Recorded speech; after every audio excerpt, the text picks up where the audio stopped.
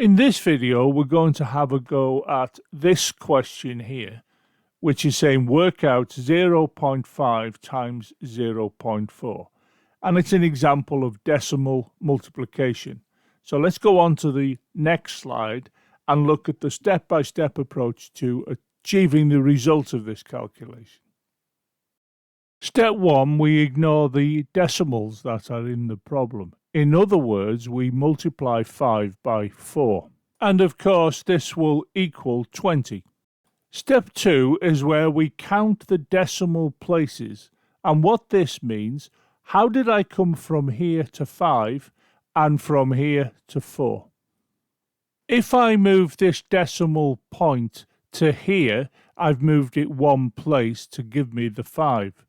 If I move this decimal point to here, I've moved the decimal point one place to give me 4. So we can see for 0.5, I've moved the decimal place once. For 0.4, I've also moved it once.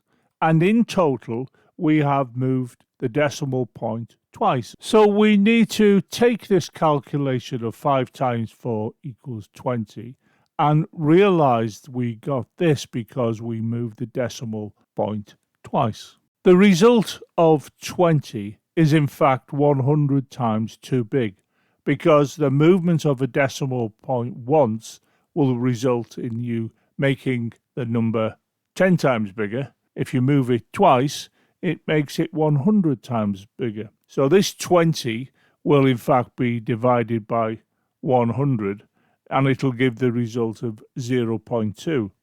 But if we stick with the concentration onto the decimal places that we've moved, the decimal point, we can follow the following steps. I can write the 20 out as equal to 20.0, and this has the advantage of informing me easily where the decimal point will be in the answer we currently have, which we must remember is 100 times too big.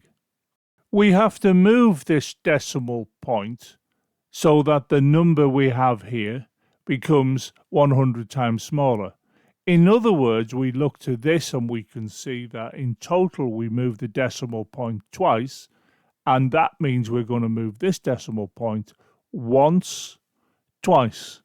So we know we're going to end up with this 0.200, and you can see the decimal point has been moved from here once, twice, and this 0 is placed here, so it's easy to spot where the decimal point ends up.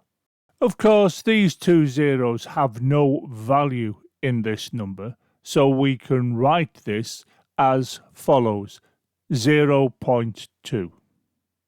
We can go on to say that this original calculation is therefore equal to 0.2. Sometimes people look at this calculation and see that this is 0.5 and this is 0.4, and we're multiplying them together. But when you look at the answer, which is 0.2, you can see that the 0.2 is actually smaller than both of these numbers. And the question they often ask, well, how can I end up with a smaller result when I've just performed a multiplication?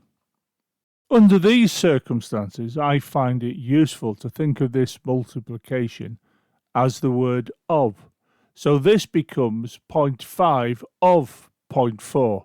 In other words, a half of 0.4, which is obviously 0.2, because half of 0.4 is 0.2.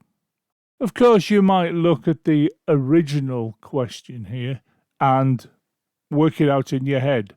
But the thing I've done in this video is to show you steps that you can take. So if you're writing out the answer in an examination paper, it's clear what steps you have taken.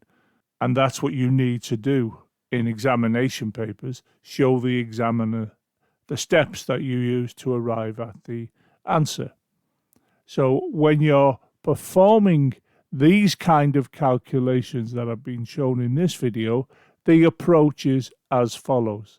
Ignore the decimals, multiply, count the places that the decimal point has been moved, and put the decimal point back in. That's the approach.